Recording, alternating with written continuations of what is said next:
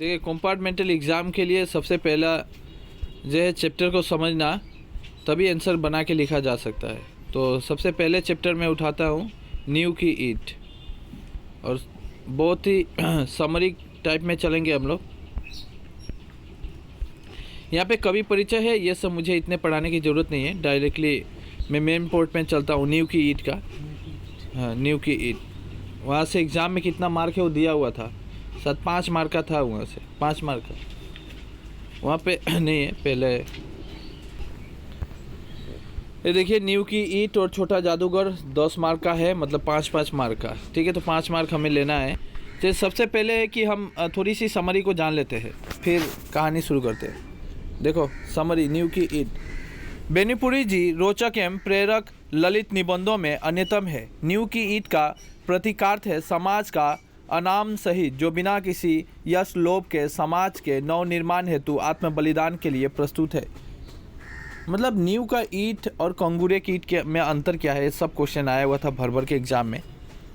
देखिए यहाँ पे न्यू का ईट का मतलब क्या है, ये क्वेश्चन एग्जाम में भी आया था, तो दाग मार के रखो। न्यू का ईट का प्रतीकार्थ क्या है, यही क्वेश्चन था, सेम एकदम सेम क्वेश्चन दिया था। न्यू का ईट का प्रतीकार्थ क्या है, तो 1 मार्क के एग्जाम में आया था। तो वहाँ पे लिखना है समाज का अनाम सहित जो बिना किसी यश लोभ के समाज के नवनिर्माण हेतु आत्म बलिदान के लिए प्रस्तुत है।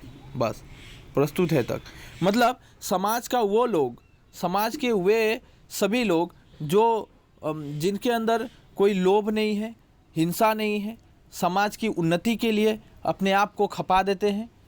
मतलब उनका कोई प्रॉफिट नहीं होता, वो बस समाज के लिए सोचते हैं, समाज के लिए करते हैं। तो वैसे लोगों को न्यू का ईट कहा गया है, बस ये समझना है। जो हमारे समाज के लिए करता है, अपने लिए नहीं करता, उन लोगों को न्यू का ईट कहा गया है, ये समझो बस। सुंदर इमारत का आशय है, फिर जब हम चैप्टर पढ़ेंगे तो वहाँ पे आएगा सुंदर इमारत। सुंदर इमारत का आशय है नया समाज, नया सुंदर समाज, नया सुंदर समाज। यहाँ पे भी दाग मार के रखना है कि सुंदर इमारत का आशय क्या था, तो नया सुंदर समाज। कंगूरे की ईट का प्रतीकार्थ क्या है, वेरी इंपॉर्टेंट, ये भी क्वेश्चन था। हमने ऊपर दिखा दिया कि न्यू का ईट का प्रतीकार्थ क्या है, अब बताऊंगा कंगूरे का ईट का प्रतीकार्थ, ये भी एग्जाम में है, इसलिए यहीं से तो कई क्वेश्चन हम लोग का 3-4 मार्क तो यहीं से होगा। कंगूरे की ईट का प्रतीकार्थ क्या है, क्वेश्चन आया था, तो ये समझना है समाज का यश लोभी सेवक जो प्रसिद्ध प्रशंसा अथवा अन्य किसी स्वार्थवश समाज का काम करना चाहते हैं। समाज के ऐसे लोग, ऐसे लोभी, ऐसे प्रसिद्ध व्यक्ति, ऐसे प्रशंसा, ऐसा इंसान जो चाहता है लोग उसका प्रशंसा करें, वो इंसान लोभी भी है। वो इंसान चाहता है, अपने स्वार्थ के लिए करता है। मतलब वो समाज का कोई भी काम करेगा, तुम्हारा कुछ काम करके देगा तो बोलेगा ठीक है मुझे 200 रुपया चाहिए। तुम बोलेगा जय भाई मेरा ये प्रॉब्लम है थोड़ी सी, तो ये समस्या तो समाधान कर दो, तो उसके लिए कुछ पैसे मांगेगा। मतलब वो लोभी है। तुम्हारे पास पैसा नहीं है ना, तो गरीब है ना अमीर है, क्या है वो नहीं देखेगा। तो वैसे लोगों को कंगूरे का ईट कहा गया है। मतलब लोभी जो अपने स्वार्थवश प्रशंसा चाहता है, उसको क्या कहा गया है, कंगूरे की ईट। Very important. निबंधकार के अनुसार भारतीय स्वाधीनता आंदोलन के सैनिकगण न्यू की ईट की तरह है। यहाँ पे राइटर लिखते हैं रामब्रिज बेनीपुरी जी, यहाँ पे एक हमको एक सिंगल देते हैं कि तुम लोग अभी भी अगर नहीं पहचाना तो पहचान लो, जे न्यू का ईट वो इंसान है जो हमारा देश अंग्रेज़ों के गुलाम था। जब देशों को आज़ादी दिलाना था उस समय कई सारे, बहुत सारे, हजार लाखों लाखों लोगों ने अपना बलिदान दिया। कई लोगों को फांसी चढ़ा दिया गया, कईयों लोगों को सताया गया, कई लोग बिना खाए मर गए, भूखे मर गए। तो उन सैनिकों को क्या कहा गया है, न्यू का ईट यहाँ पे कहते हैं। जबकि स्वतंत्रता भारत के शासकगण कंगूरे की ईट है। और यहाँ पे क्या है, जबकि स्वतंत्र भारत के शासकगण जो यहाँ पे शासन करते थे, हमारे जब ऐसा हुआ था, आज़ादी के बाद की बात कर रही है, स्वतंत्रता भारत के शासकगण, भारत स्वतंत्र हो चुका है, आज़ादी के बाद जो भी शासक कौन है भाई, मंत्री वो लोग, मंत्रीगण तो शासक है। अभी कौन शासन कौन चला रहा है, अभी एडमिनिस्ट्रेशन सिस्टम तो कौन चला रहा है, प्रशासन कौन चला रहा है, मंत्रीगण चला रहा है। हाँ? इन लोगों को कंगूरे का ईंट अभी कहा गया है वर्तमान में, मतलब कंगूरे की ईंट है। भारतवर्ष के 7 लाख गांवों, हजारों शहरों, सैकड़ों कारखानों के नवनिर्माण हेतु नींव की ईंट बनने के लिए तैयार लोगों की जरूरत है। यहाँ पे राइटर कहते हैं कि भारत में, भारतवर्ष जो हमारा प्रिय भारतवर्ष है, 7 लाख गांव, हजारों शहरों, शहर बनाना है, गांव बनाना है, कारखाना बनाना है, इंडस्ट्री लगाना है, फैक्ट्री लगाना है, वर्कर लोगों को लाना है, काम में देना है ताकि उन लोगों को गरीबी समस्या दूर हो सके। उसके लिए लोगों की ज़रूरत है कि नहीं है? है। अगर सभी लोग बोलेगा हम बिना पैसे का जाके वहाँ पे मिट्टी नहीं डालेंगे, वहाँ पे नहीं खोदेंगे, वो काम नहीं करेंगे, तब तो होगा नहीं, तब तो फैक्ट्री बनने वाला नहीं है। परंतु विडंबना यह कि आज कंगूरे की ईंट बनने के लिए चारों ओर होड़ाहोड़ी मची है।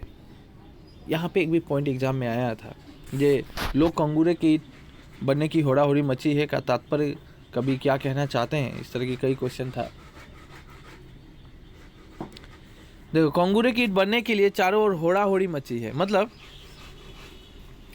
लोग चाहता है, सभी लोग चाहते हैं कंगूरे की ईंट बनना। मतलब आजकल कोई भी इंसान है ऐसा दिखाओ बिना पैसे पे तेरा काम कर दे, है? नहीं है। मतलब वो सब इंसान कंगूरे की ईंट है। क्या है? कंगूरे की ईंट। यानी लोभी है, स्वार्थपर है, वो चाहता है उसकी प्रशंसा की जाए, वो चाहता है उसकी समृद्धि, अपना समृद्धि चाहता है, अपनी उन्नति को देखता है, समाज को धकेलते रहता है ना। नींव की ईंट बनने की कामना लुप्त हो गई है, लुप्त हो रही है। जो नींव का ईंट है लोग भुला गया है। मतलब लोगों में एक मानवता गुण होना चाहिए अपने देश के प्रति, अपने परिवार के प्रति, वो लोग भूल चुका है। आज अपने माँ बाप, अपना घर में, अपने परिवार में लोग बिना स्वार्थ का काम नहीं करता। तुम्हारा भाई भी हो, तुम्हारा घर वाला भी हो, तुम अगर कमाता नहीं है, ये नहीं करता है और नहीं करते, तुम्हें पूछेगा नहीं, तुम मर जाओ। मतलब वो कंगूरे का ईंट है। क्या है? कंगूरे का ईंट। इस रूप में भारतीय समाज का नवनिर्माण संभव नहीं है। इसलिए निबंधकार ने देश के नौजवानों को आह्वान किया कि वे नींव की ईंट बनने की कामना लेकर आए और भारतीय समाज के नवनिर्माण हेतु चुपचाप अपने आप को खपा दें। लास्ट में राइटर ये कहते हैं, इस तरह हम अपने समाज की उन्नति नहीं देख सकते, नहीं हो सकता, समाज की उन्नति नहीं कर सकते हैं और नव निर्माण संभव नहीं है। हमारा भारतवर्ष में जो नया नया निर्माण होगा वो संभव ही नहीं है। इसलिए निबंधकार कहते हैं हमारे नौजवानों को, नौजवान मतलब युवा पीढ़ी, हम तुम, ये सब कहते तुम लोग आओ और अपने आप को खपा दो अपने देश की उन्नति में। समझ में आ रहा है? समाज की सेवा में, ये कहते हैं। तो लगभग हमने देखा कि मैं पूरी कहानी को इतना मैं समझा दिया। अभी मान के चलो मैं पूरा कहानी इस समरी में हो चुका है, ये समरी ही जान है पूरे कहानी का।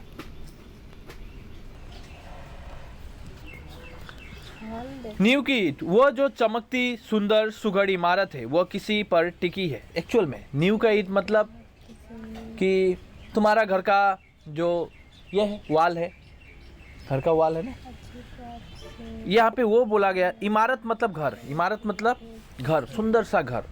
वो टिका किस में है भाई? वो किस पे खड़ा है? नीचे वाले। नींव मतलब नीचे, जड़, याद रखना आज से। नींव का मतलब जड़। जड़ मतलब एक पेड़ जो होता है उसका जड़ जो होता है, वो पेड़ को अटका के रखा है। पेड़ को अटका के कौन रखा है? उसका नीचे वाला जड़। ऐसे तो आम लगे हैं, बहुत सुंदर लग रहा है पेड़, हरा भरा, लेकिन ये सुंदर दिख कैसे रहा है? क्योंकि इसको सपोर्ट किया गया है नीचे का जड़। यही मेन है, इसी को कहा जाता है नींव। याद रखना, इसको क्या कहा जाता है? नींव। तुम्हारा नींव कौन है? तुम्हारा नींव कौन है? नींव मतलब जड़। माँ बाप। ओ वो तुम्हारा नींव जड़ है। अगर तुम्हारा परिवार का नींव तुम्हारा माँ बाप है, लेकिन मेन अगर पकड़ा जाए तुम्हारा नींव तेरा माँ बाप है। क्योंकि तुम कहाँ से आया? वही है, ये एक बिल्डिंग कहाँ से आया? नीचे से उठा, नीचे से उठा, यही है। तो नींव, तो नींव को याद रखना है। नींव मतलब जड़। यहाँ पे बोला है जो इमारत है, सुंदर सुघड़ इमारत है, वो किस पर टिकी है? इसके कंगूड़े को आप देखा करते हैं क्या? कभी आपने इसकी नींव की ओर ध्यान दिया है? वो कहते हैं कि राइटर कहते हैं इसके कंगूड़ों को देखा करते हैं। कंगूड़ो डेट मीन्स ऊपर दिखावा। हमने बिल्डिंग का ऊपर देखता है, इतना सुंदर, इतना मस्त लग रहा है बिल्डिंग, किंतु वो बिल्डिंग कितना खोद के, कितना कचड़े में जो उसका ईंट है, जो उसका फाउंडेशन है डाला गया है, वो तो बेचारा कष्ट कर रहा है। मान के चलो उसके अंदर अगर प्राण होता है, जस्ट एग्जांपल, वो खुटिया के अंदर, वो फाउंडेशन के अंदर जो ज़मीन के नीचे गड़ा है इतना दूर, ये तो कचड़ा मचड़ा में सर रहा है ना, इसको तो दर्द हो रहा है, लेकिन मज़ा कौन ले रहा है? ऊपर वाला, छत है कि नहीं? दुनिया देख रहा है, लाइट देख रहा है, सब कुछ। तो वही कहा गया है कि कंगूरे को तो आप देखते हैं, कंगूरे के इमारत के अंदर कंगूरा बोला गया है ऊपरी दीवारों को, और न्यू बोला गया है नीचे जो ज़मीन के नीचे धसी हुई है। दुनिया चमक को देखती है, राइट? दुनिया किसको देखती है? चमक को, है ना? ऊपर दिखा हुआ देखता है ना, फैशन दिखता है, अंदर उसके अंदर क्या है नहीं दिखता। दुनिया चमक को देखती है, ऊपर का आवरण देखती है, ऊपर का आवरण देखती है। आवरण के नीचे जो ठोस सत्य है उस पर कितने लोगों का ध्यान जाता है? आवरण के नीचे 99% का तो ऊपर में ही चमक जाता है। हाँ, ऊपरी भाव को ही लोग देखते हैं, राइट? तुम्हारे अंदर नहीं देखेंगे कि उसके अंदर मेन जड़ पे ध्यान नहीं दिया जाएगा। ठोस सत्य सदा शिवम होता है, सत्यम सदा शिवम। ठोस हमेशा सत्य होता है, सत्य सदा शिवम होता है। सदा शिवम मतलब वो हमेशा सच तो सच ही रहेगा, इसलिए सत्यम सदा शिवम इसको बोला गया है। समझ में आ रहा है? किंतु हमेशा ही सुंदर भी हो यह आवश्यक नहीं है, ऐसा बहुत अच्छा बात कहा गया है। सत्यम सदा शिवम मूवी तो देखिए, तो ना देख ले, मिले देखिए कभी। तो ठोस सत्य सदा शिवम होता है, किंतु वह हमेशा ही सुंदर भी हो यह आवश्यक नहीं है। देखिए, जो ठोस सत्य होता है ना, वो हमेशा ही सुंदर ही दिखेगा, लेकिन ऊपरी, किंतु हमेशा ऊपर से सुंदर देखना वो जरूरी नहीं है। तो समझ में आ रहा है? सत्य कठोर होता है, कठोरता और भद्दापन साथ साथ, वेरी इंपॉर्टेंट, हाईलाइट करना पॉइंट को, कई डायरेक्ट एग्जाम में आया था ये। सत्य कठोर होता है, कठोरता और भद्दापन साथ साथ जन्मा करते हैं, जिया करते हैं। हम कठोर से भागते हैं, भद्देपन से मुख मोड़ते हैं, इसलिए सत्य से भी भागते हैं, नहीं तो हम इमारत के गीत, नींव के गीत से प्रारंभ करते हैं। आज इतना दिन बाद मुझे ये बात तो इतनी अच्छे से समझ में आया। देखो, यहाँ पे हम एक एक पॉइंट बता देता हूँ। एग्जाम में कितना दूर क्वेश्चन आया था, एग्जाम में आया था, सत्य कठोर होता है, कठोर और भद्दापन साथ साथ जन्मा करते हैं और जिया करते हैं। हम कठोर से भागते हैं, भद्देपन से मुख मोड़ लेते हैं। इससे कवि का आशय क्या है? बस इतना क्वेश्चन बनाया गया था। इससे कवि का आशय मतलब थिंकिंग क्या है, कवि किस बारे में कह रहे हैं, क्या बोला जा रहा है, तो वही मैं आंसर दूंगा और ध्यान से समझना है। यहाँ पे कह रहे हैं, कवि कहते हैं कि सत्य तो हमेशा कठोर होता है, कड़वा होता है। हम बचपन से सुनते आ रहे हैं, जानते भी है, सत्य कड़वा होता है, कठोर भी होता है, डायरेक्ट हीट करता है, और भद्दापन साथ साथ जमना करता है। देखो, कठोर और भद्दापन मतलब अच्छा के साथ बुरा है, बुरे के साथ अच्छा है, एक साथ ही रहता है। अगर हम भात को खा रहे हैं तो अच्छा काम करेगा, अगर मिडिल थोड़े ले, अगर वही भात को, सेम भात सेम चीज़, उसको अगर ज़्यादा खा लें वो हमारे लिए ख़राब कर देगा। मतलब अच्छाई बुराई हर चीज़ में है, वही है कठोरता और भद्दापन। वो दोनों साथ साथ रहते हैं, मतलब अच्छाई और बुराई वही देना है। एग्जाम में ऐसे लिखना है। यहाँ कभी कहना चाहते हैं कि सत्य यानी कठोर होता है, सत्य और असत्य एक साथ ही जन्मा करते हैं, इसी को कहा गया है भद्दापन। हम कठोर से भागते हैं, हम सत्य को सुनना नहीं चाहते हैं, सत्य से हम भागते रहते हैं, भद्देपन से मुख मोड़ लेते हैं। और जो ऐसा भी होता है कि सत्य से तो भाग ही रहे हैं और कोई चीज़ भद्दा दिखता है, मतलब अच्छा नहीं लगता। भद्देपन मतलब अच्छा लगता है। मतलब मान के चलो, एक इंसान है, इंसान के अंदर पूरा ज्ञान है, लेकिन ऊपर से वो नहाया धोया नहीं है, लेतरा पूरा लग रहा है ऐसा, लेकिन पूरा ज्ञान है। आपका जो ऐसा आपका ज़िंदगी में समस्या है वो ही समाधान कर सकता है। अभी उसके अंदर जो सत्य है, उसके अंदर जो ज्ञान है, तेरे को मालूम नहीं है, वो तेरे को बुला भी रहा है कि आओ, तुम्हें हम रास्ता दे रहा हूँ, ये काम तो करो, तुम्हारा समाधान हो जाएगा, समस्या समाधान होगा। लेकिन ये सत्य तुम्हें कड़वा लगा, तुम उसका बात नहीं माना, और तुम जाना भी चाहता था तो लेकिन नहीं गया, क्योंकि उसका सूरत देख के वो भद्दापन, मतलब उससे मुख मोड़ रहा है तुम। समझ में आ रहा है? भद्दापन मतलब जिससे हम नफरत करते हैं। सत्य से तो भागते हैं, सत्य से नफरत नहीं करते। सत्य से नफरत नहीं करता है कोई भी इंसान, भागता है, डरता है। सत्य कभी भी किसी को नफरत नहीं फैलाता, सत्य डराता है, इतना मेन है। और सत्य से लोग डरते हैं, भद्देपन से भागते हैं। भद्दा मतलब जो तुम्हें बदसूरत लगे, जो तुम्हें इंटरेस्ट ना हो, उससे तुम भागेगा, मुख मोड़ेगा। इसलिए सत्य से भी भागते हैं। इसीलिए तुम सत्य से भागा। वो व्यक्ति के अंदर जो टैलेंट था, उसने तुम्हें बुलाया और हम तुम्हें रास्ता देते हैं और तुमने गया नहीं, मतलब आप भद्देपन देख के उसके पास नहीं गए, इसलिए सत्य से भी आप भाग गए। एक लाइन से अगर भागना चाहो, दूसरा लाइन से भी भागा तुम। नहीं तो हम इमारत के गीत, नींव के गीत से प्रारंभ करते हैं। यहाँ पे राइटर क्या कहते हैं? इमारत के गीत, नींव के गीत से। इमारत का गीत मतलब तुम देखो, साधारण तुम्हारे गली में कोई बहुत सुंदर बिल्डिंग है, घर है, तुम तारीफ कहाँ से करेगा? बिल्डिंग बोले देखो कितना अच्छा लाइट जल रहा है, कितने अच्छे सजा है, क्या कलर है, तुम कहाँ देख के बोल रहा है? ये गीत है, एक गान है, तुम गान गा रहा है उसके लिए। कहाँ से शुरू किया तुम? ऊपर से शुरू किया ना, नीचे जड़ से शुरू किया। हाँ, इसका फाउंडेशन ठीक है, कभी भी बोला नहीं, यही बात है। नहीं तो हम अगर सत्य को जानते तब तो नीचे से हम शुरू करते। इसलिए दुनिया जिधर चल रहा है, हमें चलने की ज़रूरत नहीं है, तो वो सत्य है ही नहीं। इसीलिए बोला एग्जाम में दूसरों को देख के लिखा करो, वो सत्य ही। वो ईट धन्य है जो कट छट कर कंगूरे पर चढ़ी है और बरसत लोक लोचनों को अपनी ओर आकर्षित करती है। देखो क्या बोला है, वो ईट धन्य है। कभी किस ईट को धन्य मानते हैं, कभी किस को मतलब तारीफ कर रहे हैं। कभी कहते हैं कि धन्य है वो ईट जो काट छाट कर कंगूरे पर चढ़ी है और बरसत लोक लोचन की ओर आकर्षित करती है, किंतु धन्य है वो ईट।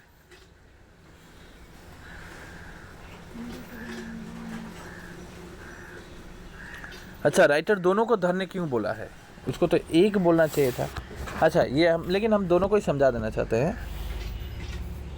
वो ईट धन्य है जो कट छट कर कंगूरे पर चढ़ी है। राइटर कहते हैं कि उसको भी मैं थैंक्स कहना चाहता हूँ, धन्यवाद देना चाहता हूँ, जो बिल्डिंग के ऊपर वाल बना हुआ है, उसको कंगूड़ा बोला गया है, ऊपर लगे हुए हैं, उसको भी मैं धन्य कहना चाहता हूँ, क्योंकि वो लोगों को आकर्षित कर रही है, लोगों को अट्रैक्शन कर रही है। तुम्हारा घर का ऊपर वाली भाग तो अट्रैक्शन करेगा ना, तुम जैसा सजाएगा। किंतु धन्य वो ईट है, किंतु धन्य वो ईट है जो जमीन के 7 हाथ नीचे जाकर गड़ गई और इमारत की पहली ईंट बनी। लेकिन राइटर उसको धन्य मानते हैं। ऊपर वाला धन्य कौन मानता है? आम पब्लिक। नीचे वाले धन्य को राइटर कहते हैं कि मैं अगर बोलूँ, किंतु धन्य तो वो ईंट मानूंगा जमीन के 7 हाथ नीचे, जमीन के 7 हाथ नीचे जाकर गड़ गई और इमारत की पहली ईंट बनी, जो इमारत का पहला फाउंडेशन खड़ा होने वाला बना। राइट, उसी पे टिका है ना, क्योंकि इसी पहली ईंट पर उसकी मजबूती और पुख्तेपन का सारी इमारत की अस्तित्व नास्ति निर्भर है। क्योंकि हम अगर उसको फाउंडेशन को ठीक नहीं बनाएं, नींव का ईंट ठीक नहीं रखें, तो ऊपर का पूरा बिल्डिंग धराशायी गिर जाएगा। हाँ, उस ईंटों को हिला दिए कंगूरा बेतहासा जमीन पर आ गिरेगा। गुड। अगर नींव को ईंट को हिला दिए, नीचे जमीन का ईंट को हिला देता हूँ, ऊपर का रहेगा क्या? नहीं रहेगा। कंगूरे के गीत गाने वाले हम, आइए अब नींव के गीत गाएं। अब राइटर कहते हैं कि कंगूरा का ईंट मत गाओ, ऊपर का गाना क्यों गाता है? चलो नींव का ईंट गाओ। नींव के मैंने नीचे की अंदर की बात देखो, गहराई को जानो। वो ईंट जो जमीन में इसलिए गड़ गई है कि दुनिया को इमारत मिले, कंगूरा मिले। वो ईंट जो सब ईंटों से ज़्यादा पक्की थी, जो ऊपर लगी होती तो कंपूरे की शोभा सौगुनी कर देती। राइटर कहते हैं वो ईंट ज़्यादा पक्की थी, उसके पास ज़्यादा टैलेंट था, पावरफुल था, जो अपने आप को समाज के लिए खपा दिया है। समाज के लिए खपाने के बाद लोगों को कष्ट होता है, तो यहीं पे यहाँ पे समझा रहे हैं। किंतु जिसने देखा इमारत की पायदारी उसकी नींव पर मुनहसिर होती है, इसलिए उसने अपने को नींव में अर्पित किया। बहुत सारे लोग हैं, देखते हैं कि अगर हम समाज के लिए काम करता हूँ, भले ही मेरा कष्ट हो, स्वामी विवेकानंद, दयानंद सरस्वती, राजा राम मोहन राय की, ये सब समाज सुधारक थे, हमारे शंकरदेव, ये सब समाज के लिए किया। उनका बहुत कष्ट हुआ, कबीरदास, इन लोगों का कष्ट ही कष्ट भरा है, लेकिन किए क्या, वो लोग न्यू के ही थे जो समाज को सुधारने में मदद किए थे, इसलिए उसने अपने आप को न्यू में अर्पित किया। जिसने देखा कि इमारत की पायदारी उसी की न्यू, वो लोग जानते थे कि हम अगर सुधार रहे हैं तो हमसे आज हम अकेले हम लाखों लाखों लोगों की ज़िंदगी सुधार सकते हैं, तो क्यों ना हमारे कष्ट को हम झेल लें। ऐसा भी हुआ।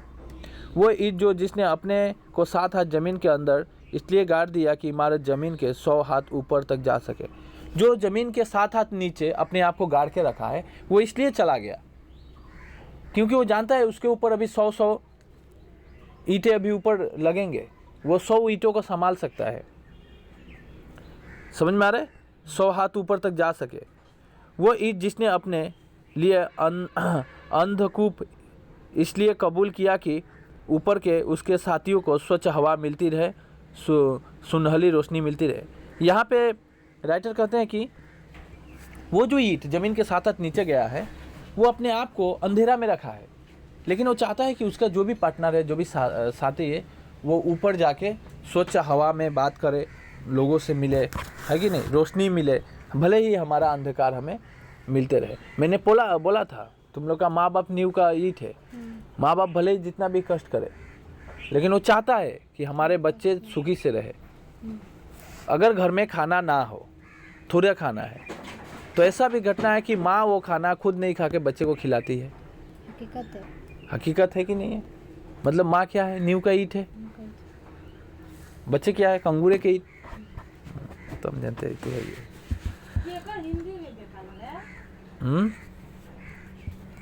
हिंदी में वो असमिस मीडियम में एक थोड़ा है ना। वो ईंट जिसने अपना अस्तित्व इसलिए विलीन कर दिया कि संसार एक सुंदर सृष्टि देखे। वाह! वो ईंट को धन्य मानते हैं कि वो चाहता था कि संसार एक सुंदर सृष्टि देखे, मतलब अपने आप को ईंट, नींव के ईंट अपने आप ज़मीन में खपा दिया। वो चाहता था ऐसा एक सुगर इमारत बने जिसे संसार देखे। ताजमहल एग्जाम्पल ले सकते हैं हमें।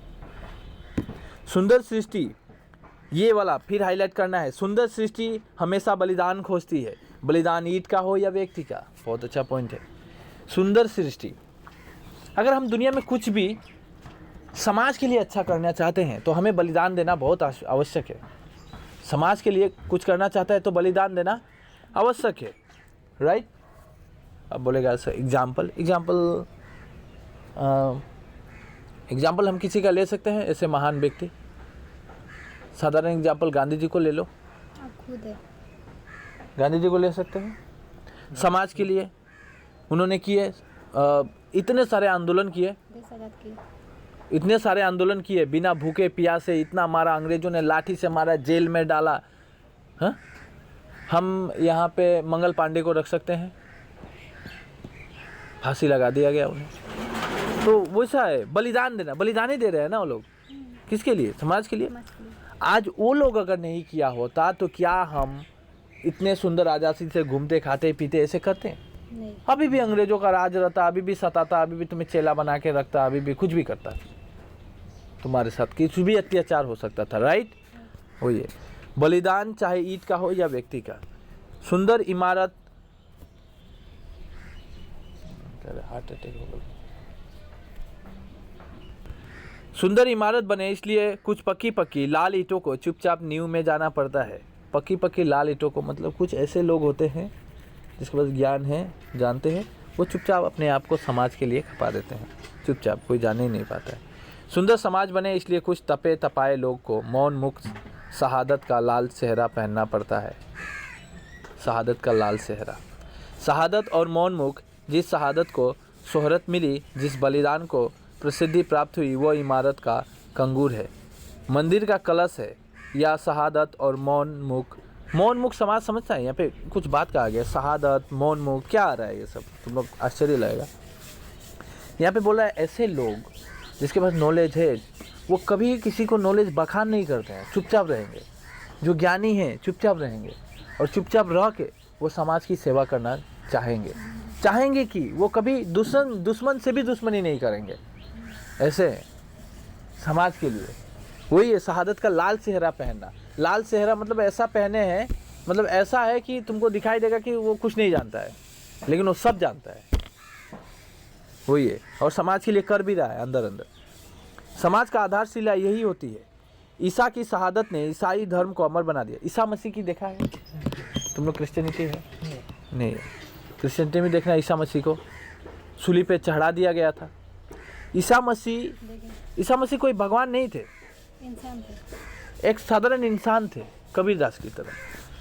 लेकिन ईसा मसीह ने उस धर्म को बचाने के लिए बहुत कुछ किया। ईसाई धर्म को बचाने के लिए और फैलाने के लिए बहुत किया, और इस धर्म के कारण ही, ये कार्य के कारण ही उसको फांसी पे चढ़ा दिया गया। और जब फांसी पे लगा दिया गया, मतलब वो बलिदान, मतलब धर्म के लिए बलिदान, तभी से ईसा मसीह अमर हो गए, गॉड हो गए, भगवान हो गए, राइट। तो ईसा मसीह को अमर बना दिया, राइट। आप कह लीजिए, किंतु मेरी समझ में ईसाई धर्म को अमर बनाया उन लोगों ने जिन्होंने उस धर्म के प्रचार में अपने को अनाम उत्सर्ग कर दिया। लेकिन राइटर कहते हैं ठीक है, आपका थिंकिंग हो सकता है कि ईसा मसीह को आप मानते हैं कि उन्होंने अमर बनाया है, लेकिन मेरे हिसाब से तो उन लोगों को प्रेफरेंस देना चाहिए, वो लोग अमर बनाया जो धर्म को हर जगह जा जाके चाहे दाना मिले ना मिले प्रचार किया। अपने आप को खाना मिल रहा है नहीं मिल रहा है, पैसा मिल रहा है नहीं मिल रहा है, उससे कोई लेन देन नहीं है। कपड़ा पहना नया खरीदा कि नहीं खरीदा, इससे कोई मोह माया नहीं, वो धर्म का प्रचार कर रहा है, तो बलिदान तो वो कर रहा है। उनमें से किंतु जिंदा जलाए गए, बहुत सारे लोगों को जिंदा जला दिया गया, कितने को सूली पर चढ़ाया गया, कितने को वन की खाक छानने पड़े, जंगली जानवरों के शिकार हो गए, जंगली जानवर कई लोगों को खा गया, कितने उससे भी भयानक भूख प्यास से मर गए। तो इस तरह की हुआ है घटनाएं। उनके नाम शायद ही कहीं लिखे गए हों, लेकिन राइटर कहते हैं कि क्या उनका नाम हमें कभी मिलता है? कितने लोग ऐसे हुए? डायरेक्ट ईसा मसीह का नाम आता है। तो यही तो बात है ना, जो बलिदान करने वाला लोग होता है समाज में, उसको कोई नहीं वैल्यू, उसको पहचानेगा नहीं, वो लोग समाज के लिए करता है। उनकी चर्चा शायद ही कहीं होती हो, उसकी चर्चा नहीं होती है।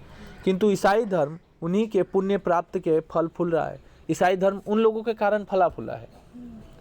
केवल ईसा मसीह की बात करके हमारे मूर्खता होगा, हम नींव की ईंट पे ध्यान नहीं दिए, है कि नहीं। नींव की ईंट थे, गिरजाघर के कलश उन्हीं की शहादत से समझते हैं। आज गिरजाघर के कलश, मतलब गिरजाघर का जो वो क्रोस होता है, वो आज उन बलिदानों के कारण ही आज है। समझ में आ रहा है? हाँ, तो लास्ट थोड़ा सा को, आज हमारा देश आज़ाद हुआ सिर्फ उनके बलिदानों के कारण जिन्होंने इतिहास में स्थान पा लिया है। इतिहास में स्थान पा लिया है बलिदानों के कारण। देश का शायद ऐसा कई कोना हो जहाँ कुछ ऐसे दधीची नहीं हुए हो जिनकी हड्डियों के दान ने विदेशी वित्रासुर का नाश किया। ऐसा कहा जा रहा है देश का शायद ऐसा कोई कोना हो। देखो, वित्रासुर एक राक्षस था और दधीची एक ऋषि थे। कहानी आता है यहाँ पे, तो अभी कहानी बताने की समय नहीं है।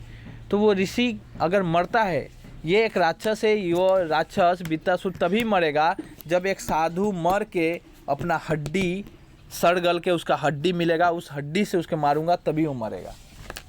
तो सोचो, तब दधीची ने अपने आप को मार डाला। दधीची ने क्या किया? वो साधु अपने आप को मार डाला, क्योंकि वो जानता था ये तो अत्याचार कर रहा है, ये पूरा समाज को खा गलेगा, ये वित्रासुर पूरा समाज को निगल जाएगा। तो वित्रासुर पूरा समाज को बर्बाद कर देगा। तो हम एक इंसान है जो हमसे अगर वो हमारा हड्डी से अगर वो मर सकता है, तो हम अपने आप को बलिदान दे देते हैं। ये अपने आप को मर गए दधीची। ऐसा भी घटना है।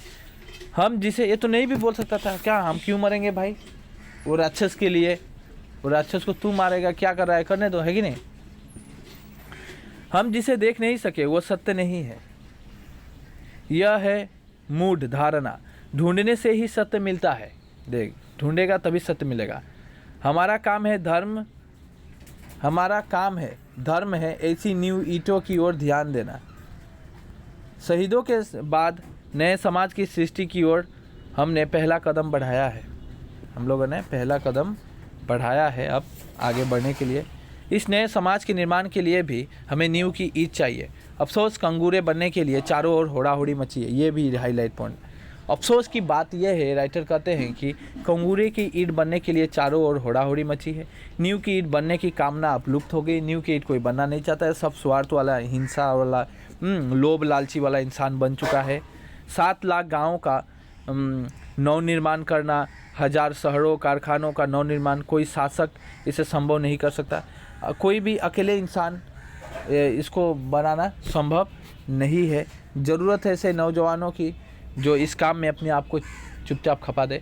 कोई भी अकेला इंसान इतने गांव, शहर, फैक्ट्री, इंडस्ट्री बना नहीं सकता, चाहे हमारा सरकार ही क्यों ना हो। आज सरकार कैसे बनाता है?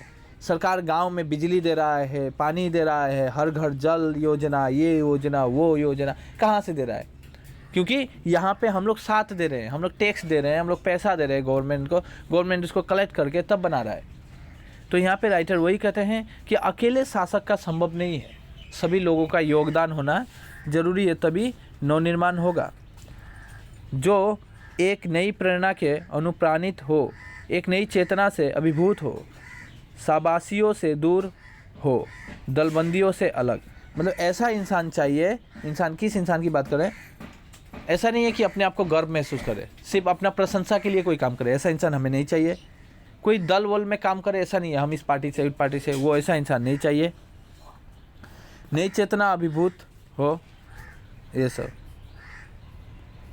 जिनमें कंगूरा बनने की कामना ना हो, ऐसा इंसान चाहिए जो लोभी ना हो, कंगूरे की ईंट बनना नहीं चाहे। कलश कहलाने की जिनमें वासना ना हो, सभी कामनाओं से दूर, सभी वासनाओं से दूर। कोई भी लोभ, वासना उसके अंदर नहीं होना चाहिए। कोई भी मन में इच्छा, कामना नहीं रहना चाहिए कि हमारे लिए ये मिलेगा तभी हम करूँगा। अगर मैं बोलूँ चलो वहाँ पे जे शमशान घाट में चलो, कहाँ चलते हैं? शमशान घाट में बहुत सारे पेड़ पौधे हो चुके हैं, वो सबको सफा करके आते हैं आज, वहाँ का थोड़ा डेवलपमेंट काम करके आते हैं, क्योंकि वो एक पब्लिक का जगह है, वहाँ पे सभी लोगों की ज़रूरत है, वो सामाजिक कार्य हो चुका। तो तुम बोलेगा क्या ज़रूरत है, हमको क्या पैसा मिलेगा जाके, हम नहीं जाएंगे?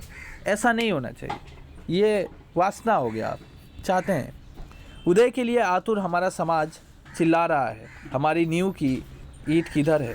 देश के नौजवानों को ये चुनौती है, और देश के नौजवानों को ये चुनौती है।